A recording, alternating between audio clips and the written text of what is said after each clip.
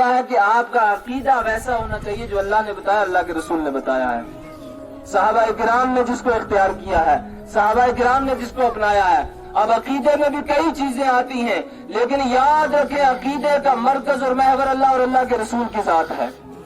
عقیدے کا مرکز اور محور اللہ اور اللہ کے رسول کی ذات ہے۔ اللہ کے بارے میں آپ کو کیا عقیدہ رکھنا ہے؟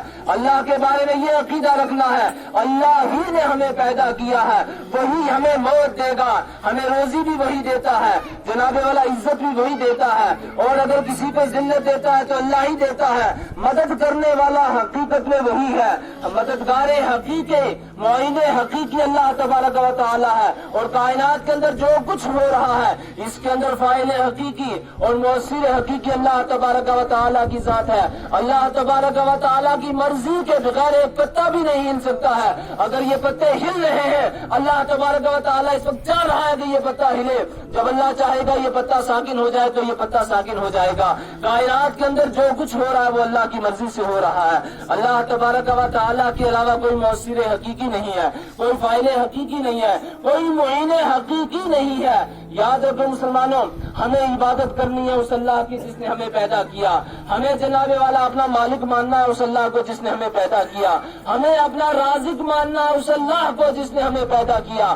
آج جناب والا ہم جو ہے بسا اوقات ہمارے حالات سے ایسا لگتا ہے ہم اللہ ہی کو بھول گئے ہیں۔ آپ اپنے گریبان میں چھانکیں، آپ نے نفس کا محاسبہ کریں کہ اللہ تبارک و تعالیٰ کو جیسا ہم نے ماننا چاہیے تھا یا جیسی اس کی عبادت ہمیں کرنی چاہیے تھی، کیا ہم اس کو ویسا مانتے ہیں؟ کیا جناب والا ہم اللہ تبارک و تعالیٰ کی ویسی عبادت کرتے ہیں؟ اللہ نے تو واضح الفاظ میں قرآن پاک میں ارشاد فرما دیا، وما خلقت الجن والانس الا لیعبدون، اے لوگوں میں نے تمہیں صرف اور صرف اپنی عبادت کے لیے پیدا کیا، چاہے تم جنات کی قبیل سے ہو، چاہے تم انسان کی قبیل سے ہو، انسان ہو تب بھی میری عبادت کے لیے، اور اگر جنات ہو تب بھی میری عبادت کے لیے۔ اللہ تبارک و تعالیٰ نے ہمیں صرف اور صرف اپنی عبادت کے لیے پیدا کیا۔ ہم اپنے اعمال کا محاسبہ کریں، اپنا جائزہ لیں، کیا ہم اللہ تبارک و تعالیٰ کی عبادت کرتے ہیں؟ آپ نے گریبان میں جھانکے نا جناب والا، ہم کہاں اللہ کی عبادت کرتے ہیں؟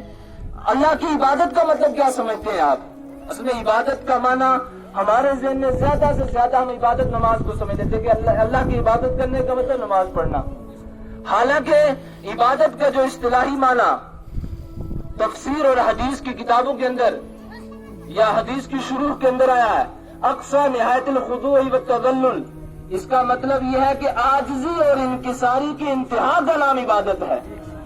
عبادت کا مطلب کیا ہے؟ عاجزی اور انکساری کی انتہا کر لینا۔ ہم اللہ تبارک و تعالیٰ کے سامنے عاجزی اور انکساری کی انتہا کر لیں تو یہ عبادت کہلائے گی۔ عاجزی اور انکساری کی انتہا کرنے کا مطلب یہ ہوگا کہ آپ دیکھیں جناب والا، ہم اللہ تبارک و تعالیٰ کو اپنا خالق مانے، اپنا رازق مانے، اور ہر کام میں یہ سمجھیں جناب والا کہ ہم یہ جو کام کر رہے ہیں اللہ تبارک و تعالیٰ ہمیں دیکھ رہا ہے۔ اگر آپ گناہ کی طرف جائیں تو آپ یہ دیکھیں اللہ تبارک و تعالیٰ دیکھ رہا ہے۔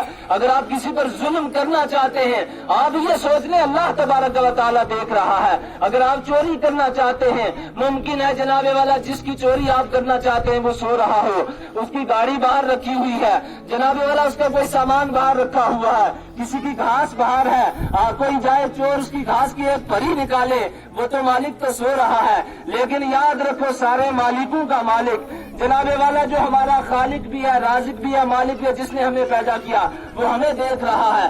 اگر ہم اپنے ہر عمل میں یہ سوچ لیں گے تو کبھی ہم گناہ کی طرف نہیں جائیں گے۔ اور مسلمانوں یاد رکھو ایسے موقع پر عاجزی اور انکساری کی انتہا کیا؟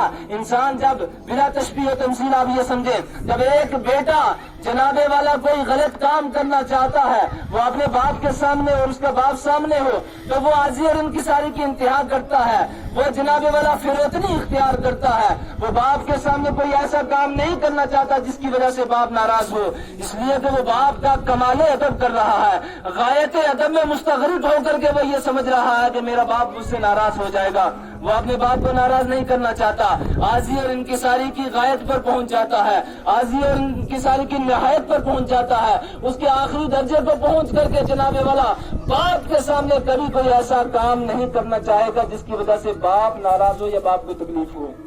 لیکن آپ دیکھیں اللہ ہمارا خالق ہے, اللہ ہمارا رازق ہے, اللہ نے ہمیں پیدا کیا, اور اللہ تبارک و تعالیٰ کی شان یہ ہے یعلم خائنۃ الاعین وما تخفی الصدور. اللہ فرماتا ہے میں آنکھوں کی خیانت کو بھی جانتا ہوں اور دل جو چھپاتے ہیں ان کو بھی جانتا ہوں. اللہ فرماتا ہے علیم بذات الصدور. اللہ فرماتا ہے میری شان یہ ہے میں دل کے اندر کس کے دل میں کیا وہ سب جانتا ہوں. پھر آپ جناب والا کوئی غلط کام کرنے جب چاہ رہے ہیں ایسے موقع پر اگر آپ یہ سوچ لیں گے کہ ہمارا خالق ہمیں دیکھ رہا ہے, ہمارا مالک ہمیں دیکھ رہا ہے, ہمارا رب ہمیں دیکھ رہا ہے, ہمارا رازق ہمیں دیکھ رہا ہے, تو کبھی آپ گناہ کی طرف نہیں جائیں گے. مسلمانوں اگر ہم گناہ کی طرف جاتے ہیں اور ہمارے دل میں یہ خیال نہیں آتا ہے کہ ہمیں دیکھنے والا رب موجود ہے, ہمیں دیکھنے والا خالق جو ہے وجود حقیقی کے ساتھ موجود ہے, تو اس کا مطلب یہ ہے کہ ہم اللہ سے بہت دور ہو گئے ہیں. ہم نے اللہ کو جیسا ماننا چاہیے تھا ویسا اللہ کو بھی نہیں مانا. اللہ کو ماننے کا کیا مطلب آپ نے سمجھا ہے؟ آج جناب والا سب کچھ ہم اپنی مرضی سے کیے جا رہے ہیں. شریعت جو ہے جناب والا ہم نے اپنی مرضی کو سمجھ لیا ہے, اپنی طبیعت کو سمجھ لیا ہے. ہماری شادی بیاہ ہوتی ہے اپنے رواج سارے ہم اپنا لیتے ہیں, اور جناب والا کوئی فنکشن ہوتا ہے سارے رواج اپنا لیتے ہیں. جتنی رسمیں ہندوانہ رسمیں رائج ہیں ان سب کو اپنانے کے بعد میں ہم یہ سمجھتے ہیں ہم اللہ کے بندے ہیں, اللہ ہمارا خالق ہے, اللہ ہمارا رازق ہے, اللہ ہمارا مالک ہے. مسلمانوں اگر ہم اللہ کو مانتے ہیں اور اللہ کو اپنا خالق مانتے ہیں, اللہ کو اپنا رازق مانتے ہیں, تو ہمیں شرم کرنی ہوگی, ہمیں حیا کرنی ہوگی, اللہ کے سامنے عاجزی اور انکساری کی انتہا کرنی ہوگی کہ ہم اللہ تبارک و تعالیٰ کی سرزمین میں ہو کر اللہ کا رزق کھا کر کوئی ایسا کام نہیں کریں گے جس سے اللہ ناراض ہو اور اللہ کے رسول ناراض ہوں. مسلمانوں شادی بیاہ کے موقع پر علماء محنت کرتے ہیں جناب والا رسمیں ختم ہو جائے, ڈھول ختم ہو جائے, مہندی ختم ہو جائے, اور جناب والا یہ جو رسمیں ہمارے یہاں پانی بھر کر کے بیر کڑی میں پتہ نہیں لانا اور دولہے کو دلہن کو نہلانا, علماء چاہتے ہیں یہ رسمیں ختم ہو جائے, تیل کی رسم ختم ہو جائے, مہندی ختم ہو جائے, سرما ختم ہو جائے, یہ ساری خرافات ختم ہو جائیں. وہاں مولوی کی کوئی نہیں سنتا ہے. مسلمانوں یاد رکھو آج نہیں سنو گے محشر کے میدان میں سب کا کیا دھرا سامنے آ جائے گا, سب کچھ لکھا ہوگا, زندگی بھر کا حساب اللہ کے ہاں دینا ہوگا. یاد رکھو آج مولوی اگر کمزور ثابت ہو رہا ہے, مولوی اتنا کر سکتا ہے اپنی زبان سے بول سکتا ہے, وہ آپ کو مار کر کے منوا نہیں سکتا. مولوی کے پاس اختیار نہیں ہے, بندوق وہ نہیں چلا سکتا, گولی وہ نہیں چلا سکتا, ڈنڈا وہ نہیں چلا سکتا, ٹھکائی وہ نہیں کر سکتا. اتنا ہوگا وہ اپنی زبان سے کہہ سکتا ہے. لیکن محشر کا میدان ہوگا, وہاں جناب والا پوری انسانیت موجود ہوگی. آدم علیہ السلام سے لے کر کے آخری انسان تک سارے لوگ وہاں موجود ہوں گے. سارے لوگوں کے سامنے, سارے انسانوں کے سامنے آپ اپنی زندگی بھر کا حساب دیں گے, اور حساب بھی کس کے آگے دیں گے؟ اللہ کے آگے. اس دن کے بارے میں آپ نے جانا کبھی کہ وہ دن بھی آنے والا ہے؟ نہیں جانا. اور اگر کوئی دعویٰ کرتا ہے, میں سمجھتا ہوں دعویٰ جھوٹا ہے ہم سب کا. میں بھی اس میں ملوث ہوں, میں بھی آپ کے سماج اور معاشرے کا آدمی ہوں. میں اپنے آپ کو الگ نہیں سمجھتا ہوں کہ جناب والا ہمارے یہاں خرافات ہر جگہ ہیں, لیکن ہمیں جناب والا اپنے ضمیر کو جگانا ہوگا, اپنا محاسبہ کرنا ہوگا, اپنے گریبان میں جھانکنا ہوگا کیسی کیسی رسمیں ہیں ہمارے اندر, کیسے کیسے رواج ہیں, کیسے کیسے خرافات و واہیات ہیں, اور اللہ کی زمین میں ہو کر کے ہم جناب والا اس طریقے سے سرکشی اور بغاوت کر رہے ہیں. مسلمانوں اگر یہ ساری چیزیں ہو رہی ہیں اس کا مطلب یہ ہے کہ ہم اللہ سے دور ہو گئے ہیں. اللہ کو ہم نے جیسا ماننا چاہیے تھا ویسا نہیں مانا ہے. بہرحال اللہ تبارک و تعالیٰ کو اپنا خالق مانو, اپنا رازق مانو, اپنا مالک مانو, اور معین اور مددگار مانو. یہاں پر کچھ لوگوں کو غلط فہمی نہ ہو, اس میں کوئی دو رائے نہیں ہے کہ مددگار حقیقی, معین حقیقی اللہ تبارک و تعالیٰ کی ذات ہے. اللہ کے علاوہ اس ذات مدد کا اختیار کسی کو نہیں ہے. ہم اللہ والوں کے ہاں جاتے ہیں, ان کا وسیلہ اللہ کی بارگاہ میں پیش کرتے ہیں, یا کبھی استمداد و استغاثہ کرتے ہیں, یہ سمجھ کر کے کرتے ہیں کہ یہ بھی جو کچھ کریں گے اللہ کے دیے سے کریں گے, اپنے پاس سے کچھ نہیں کریں گے. یہاں پر بھی ہم سب اللہ ہی کا مانتے ہیں.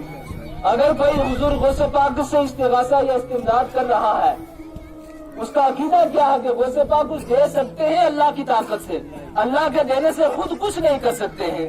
بھائی یہاں بھی مدد کس کی ہوئی؟ اللہ تبارک و تعالیٰ کی ہوئی. یہاں پر بھی مددگار حقیقی, معین حقیقی ہم اللہ تبارک و تعالیٰ کو مان رہے ہیں. بہرحال مسلمانوں اللہ تبارک و تعالیٰ کو ویسا ماننا ہے جیسا ماننے کا حق ہے, اور جناب والا اللہ کی عبادت کرنی ہے. میں نے یہ